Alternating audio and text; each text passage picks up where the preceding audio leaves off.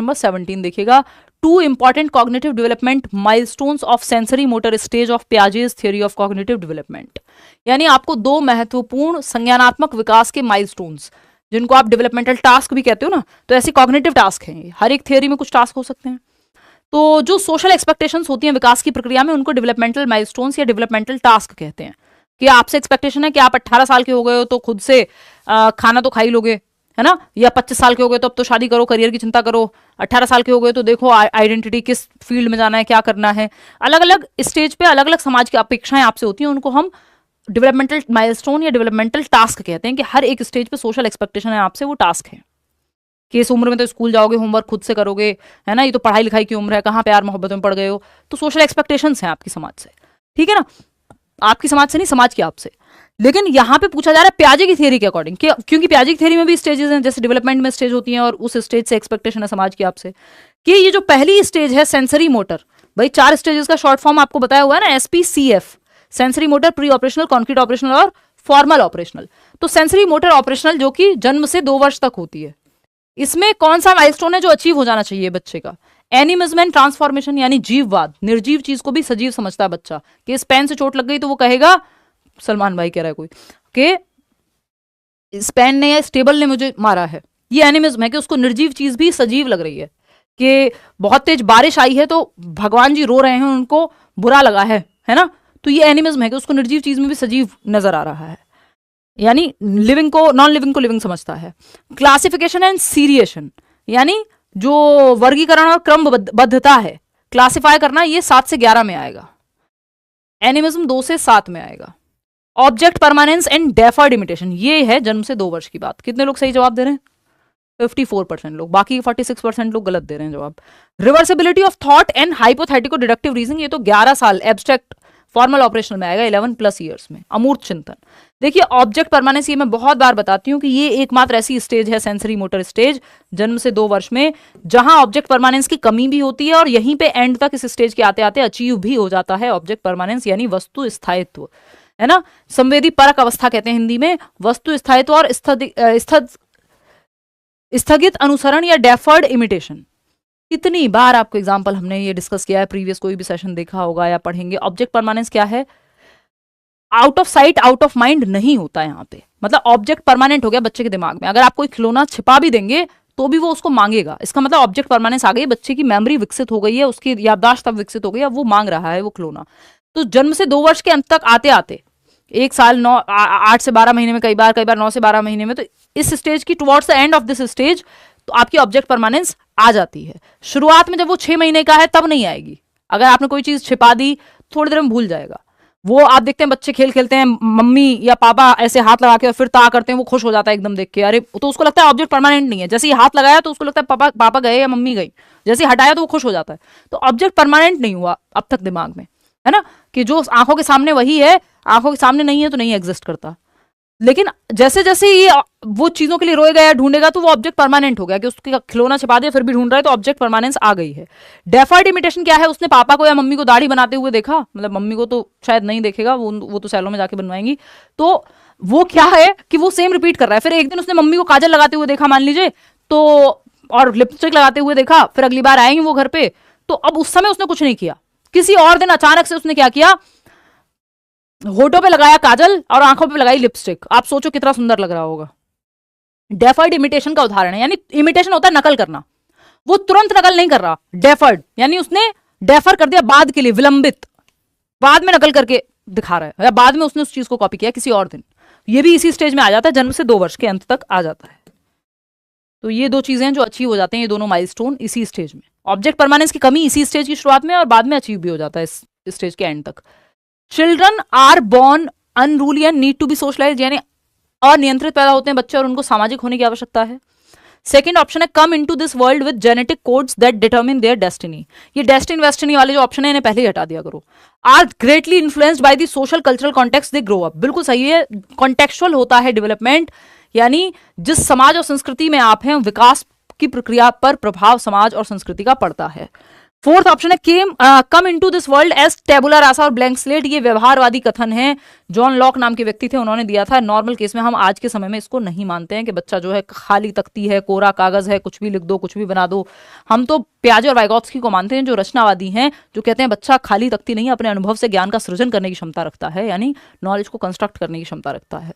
तो ये जो है यहाँ पे सही है, बाकी सारे गलत हैं। ऐसा नहीं है कि बच्चे अनरूली हैं या तो वो जेनेटिक कोड के साथ आए हैं और डेस्टिनी उनकी डिटर्मिन करेगी। डेस्टिनी की बातें आपको यहाँ नहीं करनी है, अपने मन में रखिए अगर विश्वास करते हैं तो। क्वेश्चन नंबर 19 की अगर हम बात करते हैं तो क्वेश्चन नंबर 19 क्या कहता है? एक कथन है और दूसरा कारण है इसका।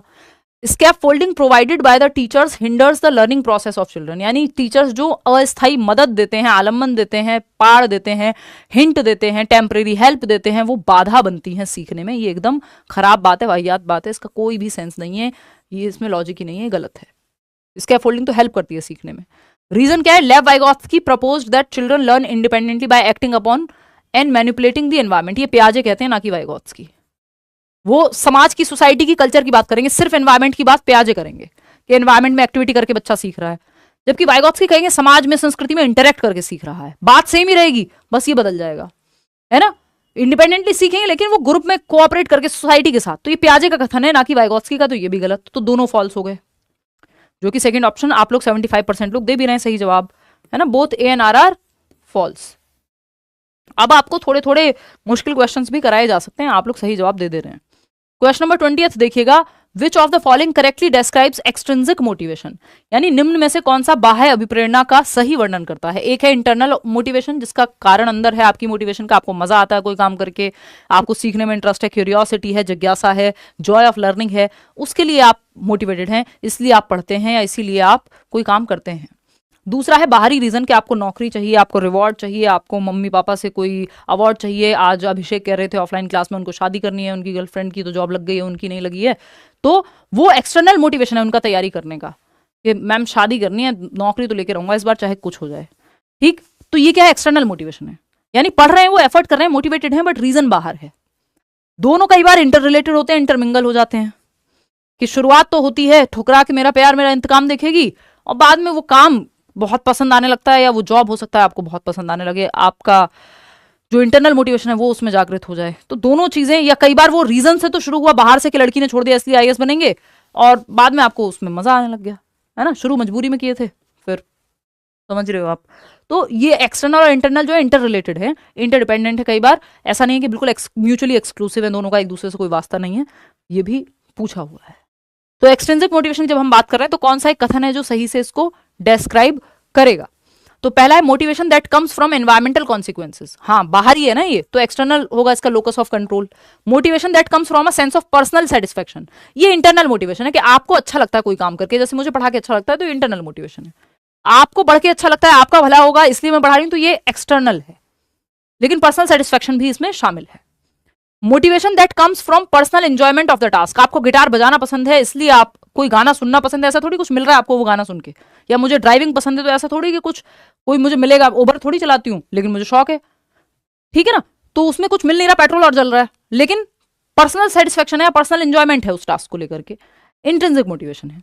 Motivation that comes from internal factors, आंतरिक जो भी कारण है, आपका इंटरेस्ट हो उस चीज में, क्यूरियोसिटी हो, जॉय ऑफ लर्निंग हो, ये सब जो है आपके आंतरिक कारण है, इनमें रीजन बाहर नहीं है। लेकिन एक्सटर्नल में रीजन बाहर होता है ना, कि मेरा मन है थोड़ी एक्स्ट्रा कमाई हो जाए तो मैं उबर के तौर पर गाड़ी लेके जाती हूँ, ये एक्सटर्नल मोटिवेशन होगी। फिर मैं ऐसे मजे के लिए गेड़ी मारने जा रही हूँ तो वो इंटरनल मोटिवेशन है।